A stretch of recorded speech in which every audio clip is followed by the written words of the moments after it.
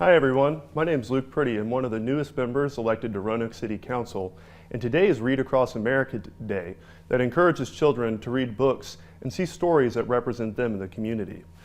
Today, I'm going to be reading Stella Brings the Family by Miriam B. Schiffer with illustrations by Holly Clifton-Brown.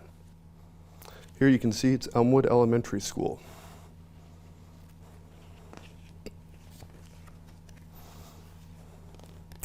With a hug goodbye, Stella dashed to her cubby and raced to her spot.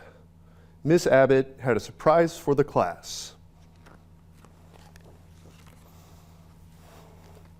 "We're going to have a celebration for Mother's Day," she said, "and each of you can invite a special guest."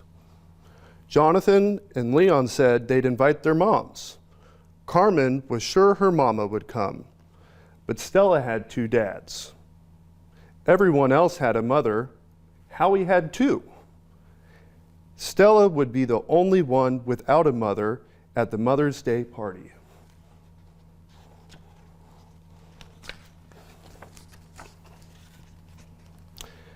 That afternoon, Stella and her clay stared at each other. The next day, Stella worried about the party when she should have been worrying about other things.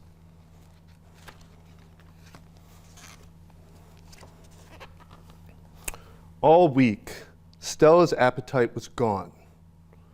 "What's wrong, Stella?" Jonathan asked. "I have no mother to bring for the Mother's Day celebration." "No mother?" asked Leon. "But who packs your lunch like my mom does for me?" "Daddy knows just what I like," said Stella. "The problem isn't lunch. It's that I have no mother to bring for the Mother's Day party."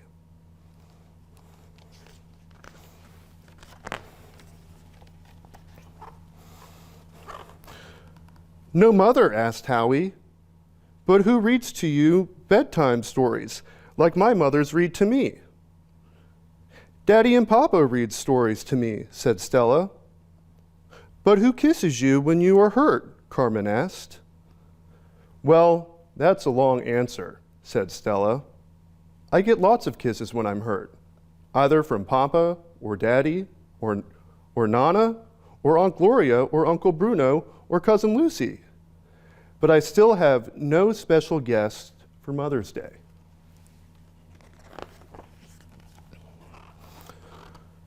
Jonathan asked, "Why don't you invite them all?" "Well, that's a wonderful idea," Papa and Daddy said. But Stella wasn't so sure.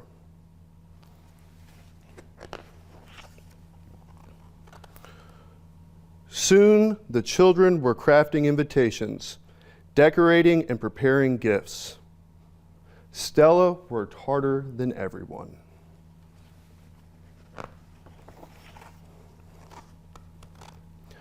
The big day arrived.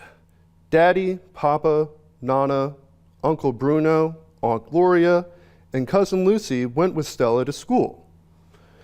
She had so many guests, Stella hoped it would be okay. The party was better than Stella had imagined. Howie came with his two moms, and Jonathan brought his grandmother while his mom was away. Stella had the biggest crowd of all.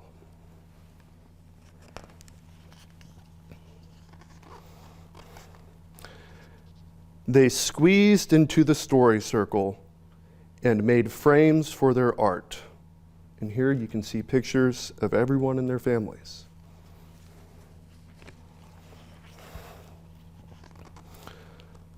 Stella thought the day was turning out fine. In fact, it was better than fine. Papa was a big hit.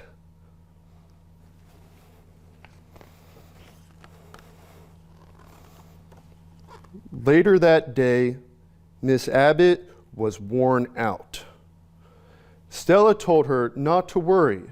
For Father's Day, she wouldn't bring nearly as many people. Just two.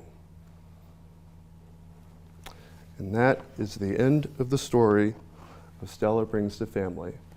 And you might notice at the very end, There's one student here with his two moms holding a car for the Father's Day party who looks just as worried as Stella did at the beginning. This book is important because it shows that all kids have different experiences with their families. Not every family is built the same. Some families have two moms. Some families have two dads. Some families have one mom and one dad. And you'll even see towards the end of the book, one of the kids brings their grandmother because he didn't have his mom to bring. Just important that all kids know that there are many different families out there. Every experience is valued, just as yours.